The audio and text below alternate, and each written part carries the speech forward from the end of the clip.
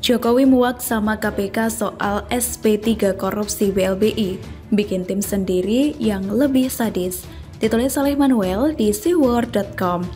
Joko Widodo mulai panas, lama-kelamaan Joko Widodo sudah gerah dengan apa yang dikerjakan oleh KPK. KPK saat ini memang secara struktur dipimpin oleh Irjen Firly. Tapi secara bawah sadar, KPK ini dikuasai oleh polisi Taliban yang ada novel saudaranya Anies Baswedan. Banyak sekali kasus-kasus yang didiamkan dan dihentikan oleh KPK. Profesionalitas KPK sudah ada di ujung tanduk. Kalau tidak mau dikata, sudah luntur dan hancur lebur berantakan seperti serpihan kaca akuarium. Kinerja KPK ini sampah, sudah dikuatkan dan sama revisi undang-undang KPK masih cacat.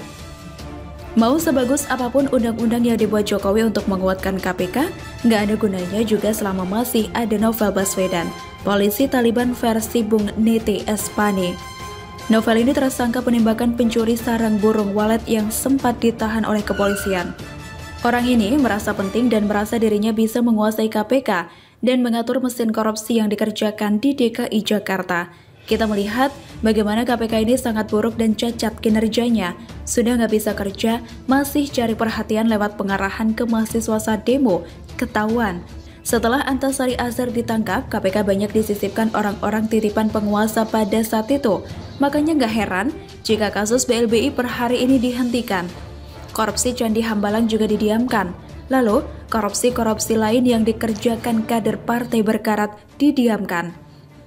Setelah Anies jadi gubernur DKI Jakarta, KPK ini seperti tentara yang siap menjaga Anies dan memberikan izin untuk melakukan apa saja soal anggaran. Sudah banyak anggaran janggal yang dicurigai dikorupsi. Sekarang sudah jelas di depan mata 70 hektar tanah dikorupsi oleh Direktur Saranajaya.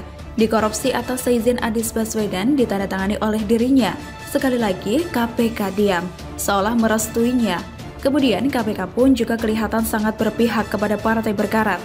Kasus BLBI yang melibatkan orang-orang partai berkarat pun dihentikan. Di SP3 kan, bukankah ini menjijikan? Kasus BLBI adalah kasus korupsi dengan nilai yang sangat besar. Untuk kita ketahui bersama, khususnya bagi yang belum paham kasus BLBI, kasus ini adalah kasus korupsi bantuan likuiditas Bank Indonesia. Bantuan likuiditas Bank Indonesia alias BLBI adalah skema peminjaman uang. Peminjaman uang bertujuan baik, yakni untuk memberikan bantuan uang untuk mereka yang mengalami kesulitan mencairkan uang karena krisis 1998. Kasus ini cukup ruwet seperti perkara Bank Senturi yang juga polemiknya terjadi di era partai berkarat berkuasa. Memahami BLBI ini agak panjang karena harus mulai di tahun 1997 atau 1998, tahun-tahun kelam Indonesia, di bawah kepemimpinan Soeharto yang di eranya bangun TMII yang dikelola oleh keluarganya. BLBI ini adalah bantuan keuangan untuk bank-bank yang hampir bangkrut dan nyaris tidak memiliki uang likuid alias yang bisa langsung dicairkan pada saat nasabah ingin menariknya. Likuiditas uang di bank saat krisis moneter sangat miris. Kenapa demikian? Jawabannya cukup sederhana, karena banyak orang yang menarik uang mereka dari bank untuk usaha mereka. Tapi, BLBI ini memiliki kejanggalan dan rumitnya BLBI ini akhirnya harus membuat KPK menyerah. Padahal, hutang-hutang yang ada harus dilunasi. Kok malah dihentikan? Kalau bicara tentang menghentikan kasus, ada dua kemungkinan. Pertama, tidak ada bukti cukup untuk melanjutkan kasus BLBI ini. Kedua, KPK terlalu cupu untuk memahami BLBI karena matanya terbatas. Saya yakin KPK hentikan kasus BLBI karena kemungkinan kedua dan ditambah kemungkinan ketiga. Apa itu kemungkinan ketiga? Kemungkinan ketiga ya karena ada komando untuk menghentikannya. Inilah yang penulis rasa menjadi penyebab Joko Widodo membuat instruksi untuk pembentukan Satgas Penagihan Utang BLBI. Kasarnya, Jokowi muak sama kinerja Novel dan kawan-kawan. Tanggapannya yang kecil-kecil diviralkan, yang gede-gede ditutup. Kesannya kok KPK ini pemburu rintis saja. Kenapa gak buru yang besar-besar? Apakah karena KPK dilindungi para pemain besar? Semoga saja tidak demikian ya. Tapi yang pasti Jokowi sudah muak sama KPK yang gak bisa kerja. Anggaran triliunan per tahun, tangkapan hanya miliar per tahun, rugi bandar. Kasus triliunan kok ditutup, dasar Novel banget. Akhirnya Jokowi tak tahan, langsung bikin tim pemburu utang BLBI yang lebih sadis. Begitulah aneh-aneh. Benarkah Najwa pakai Munarman untuk tutup korupsi Anies? Ditulis oleh Manuel di sewar.com. Anies Baswedan dari DKI mengatakan dengan sangat jelas bahwa yang menjadi alasan orang korupsi karena gaji yang tidak cukup dan tingkat kebutuhan yang tinggi. Dia mengatakan permasalahan inti dari korupsi adalah masalah ketidakcukupan, padahal yang jadi tersangka korupsi gaji bulanan ratusan juta. Jadi, apa yang dikatakan Anies ini rasanya mirip sama apa yang dikeluarkan si penyebar hoax Ratna Sarumpait. Si Prabowo yang ngomong pas debat Pilpres, korupsi nggak seberapa. Dan juga si loyalis Cendana yang juga orang Gerindra, si Fadlizon, dengan statement korupsi oli pembangunan. Kok bisa? Begini, gaji ratusan juta per bulan dan masih korupsi itu adalah kebangetan yang tidak bisa ditoleransi sama sekali. Selain kita harus intoleran sama radikalis, kita juga harus intoleran terhadap Anies Baswedan yang didiamkan KPK dan Najwa Shihab yang merupakan sahabat baik dari Novel. Najwa sangat keras terhadap korupsi, khususnya yang dikerjakan oleh orang-orang dekat Jokowi. Tapi dia kok bungkam ya soal korupsi lahan haram jadah yang dibeli dengan uang non-halal. Lalu, luas lahan 70 hektarnya juga ternyata fiktif. Coba search aja di Google, ada nggak Najwa bahas korupsi lahan Anies? Berbeda jauh dengan Ahok yang dengan sekuat tenaga, pikiran, jiwa, raga, dan akal budi memerangi korupsi. Anies malah mendiamkan korupsi.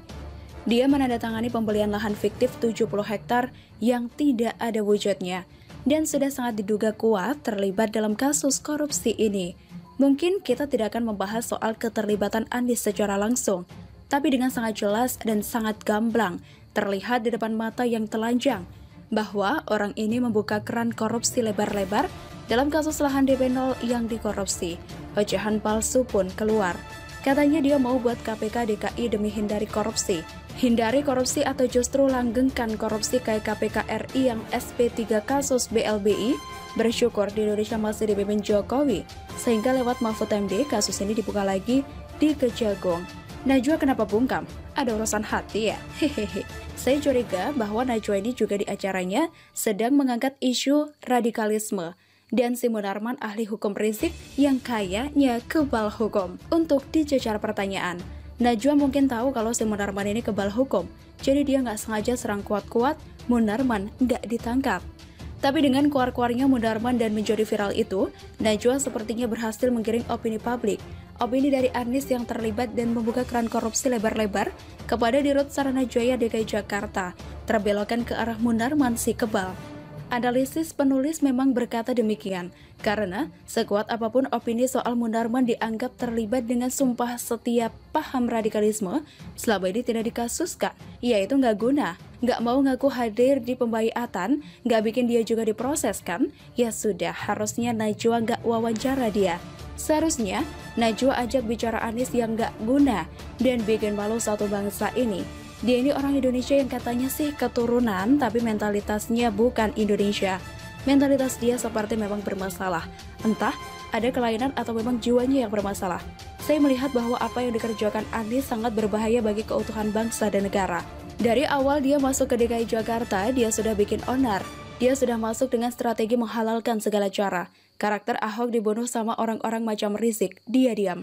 Selain itu, korupsi yang dia diamkan dan terlibat di dalamnya juga bikin geleng-geleng kepala. Kenapa dia didiamkan? Apakah karena dia ada saudara sepupu yang menguasai KPK?